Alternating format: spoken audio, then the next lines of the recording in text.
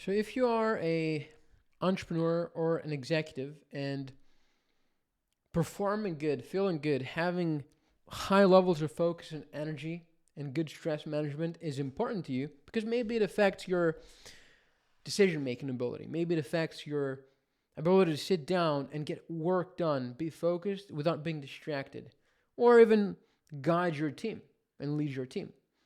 Show up as a leader. Well, in that case, I have to tell you that intermittent fasting is probably a dumb idea. And if you're doing it, you're probably doing it wrong. You see, imagine you have a fire and you're trying to control the fire. You're trying to put the fire down. And instead of, you know, getting a fire extinguisher, you're putting oil in that fire. This is your nervous system when you are stressed out, when you're not sleeping well, when you're not eating well, when you're not moving and training enough. And on top of that, you add intermittent fasting because it makes you feel sharp and focused. It can make you feel sharp and focused, but it's actually quite detrimental to your recovery, to your hormone levels, and subsequently to how well you think and how well you operate on your day-to-day work. The reason for that is because as mental workers, as entrepreneurs, when our number one tool that we use to conduct work is our mind, then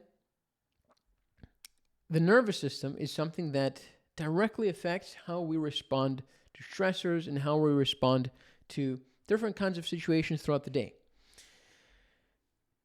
And intermittent fasting, you have to understand that it's a stressor. It can work for a lot of people, but it probably is not working for you. The reason for that is because let's say you're grinding 12 hours a day, 10 hours a day, 12 hours a day, 14 hours a day, and you're focusing a lot on growing the business and scaling.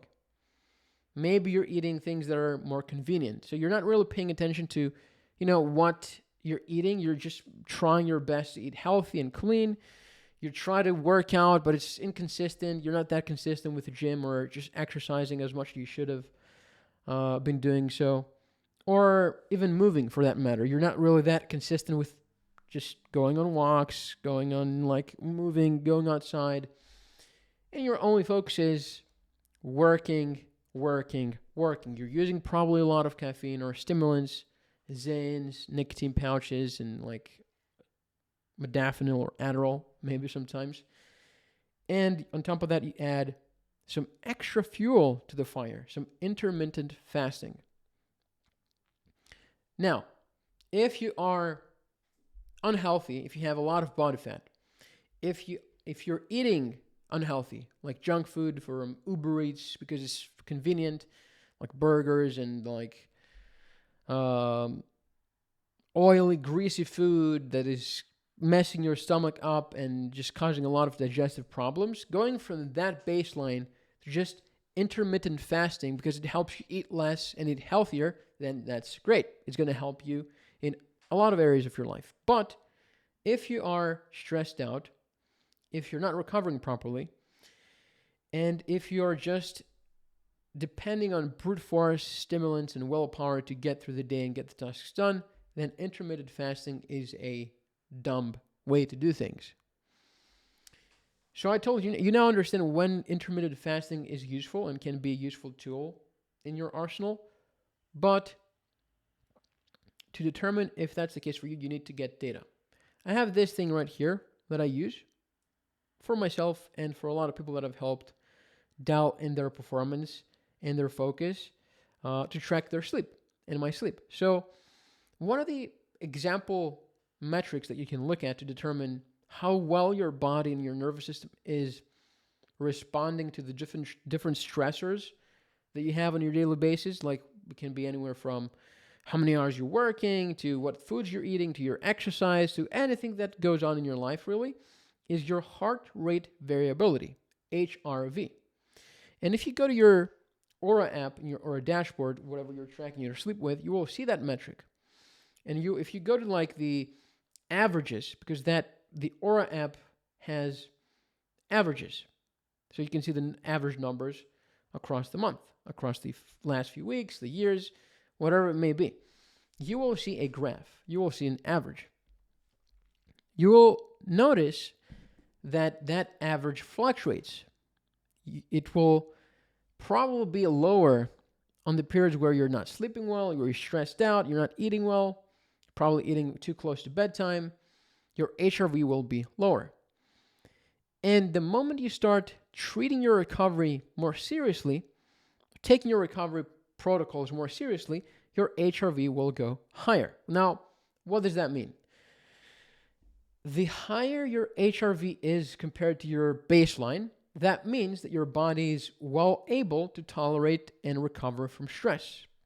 That is directly related to being more energized, making better decisions, being more focused, and just having a better mood and better stress management throughout the day, which naturally leads to making better decisions, not being reactive and stuck on survival mode all day, which will allow you to think better when making decisions, be more objective with the things that you're doing in your day-to-day life. Instead of thinking from a place of survival mode and firefighting, you're now able to look at things objectively for what they are and make good decisions that are going to drive the needle forward for your work and your business.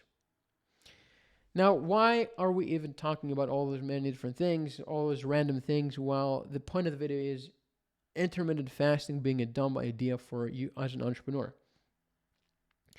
Because while intermittent fasting can be a great idea if you're unhealthy and just want to improve your health in just a small step, if intermittent fasting helps you eat cleaner and eat less calories so that you can actually lose weight and become healthier, well, it's a great way to start.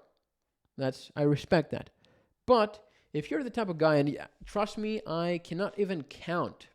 You can't even fathom the amount of times that I've hopped on a consulting call with an entrepreneur client of mine or an executive client of mine, and they are, they're doing a lot of those things. They're like peptides and like they have blue light blocking glasses. They have different supplements. They're like eating only meat, and they're exercising and doing meditation and cold showers.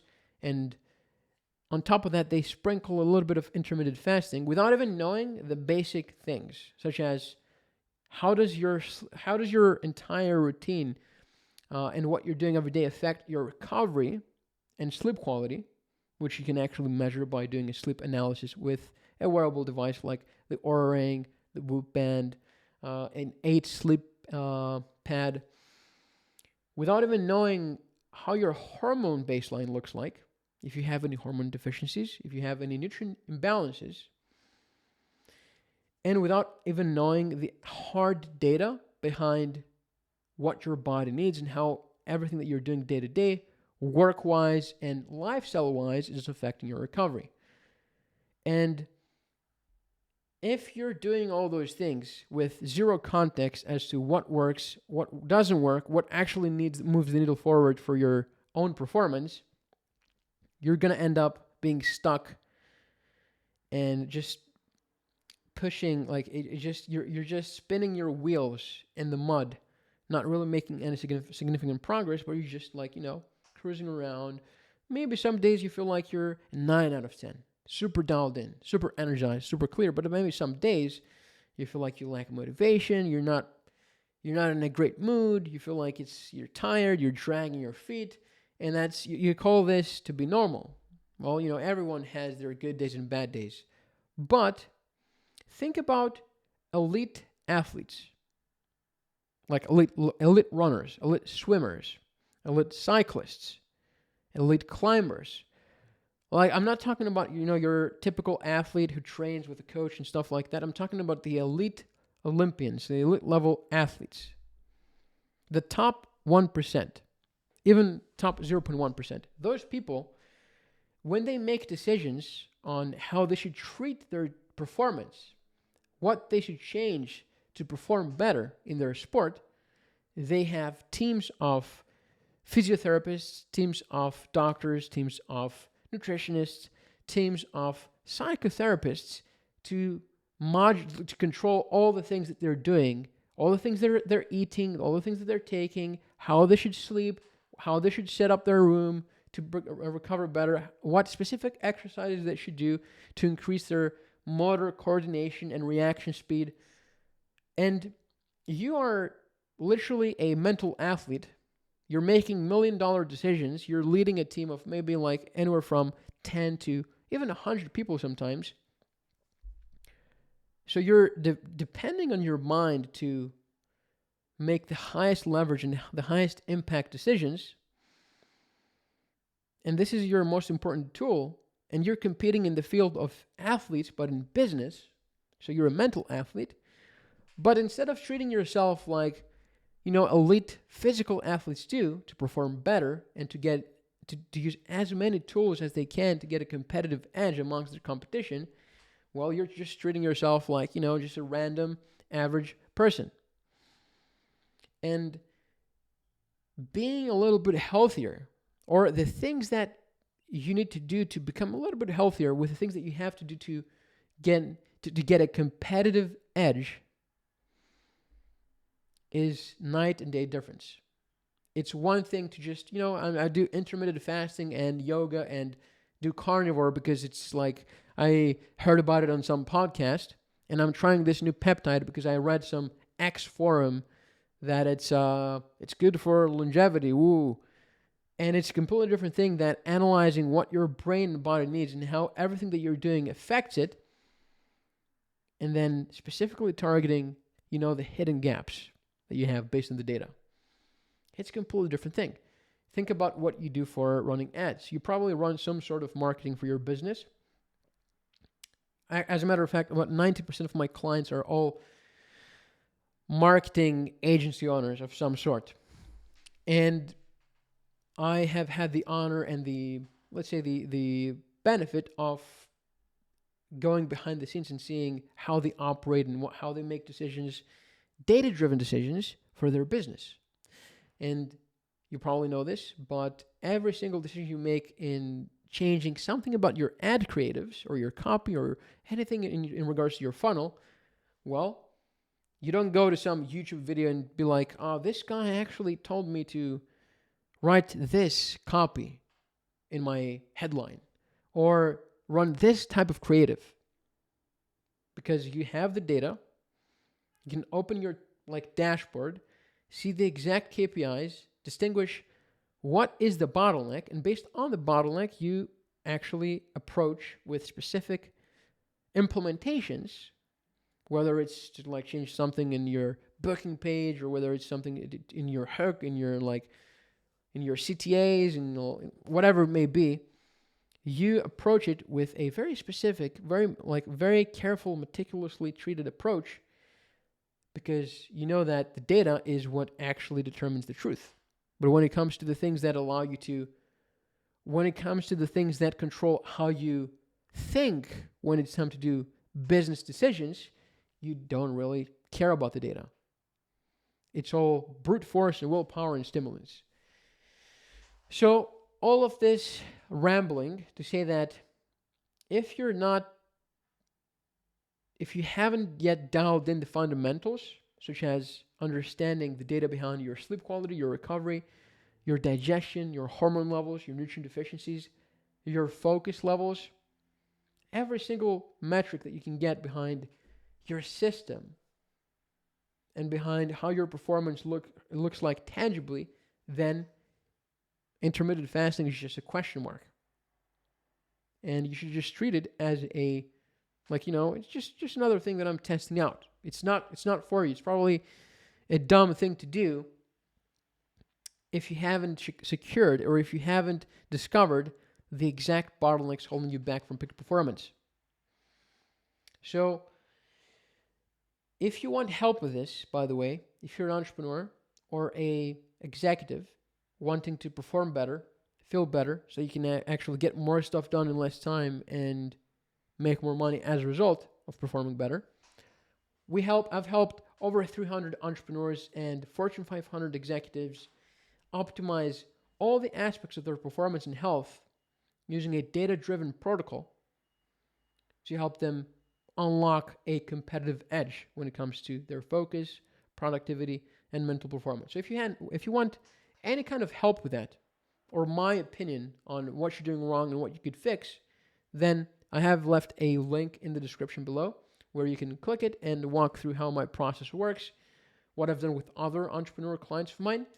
And if it's interesting to you, you can book a call via this link, and I will walk you through how the process works step by step and how we could implement it together to help you fix the bottlenecks holding you back from peak performance. That being said, I'll talk to you in the next one.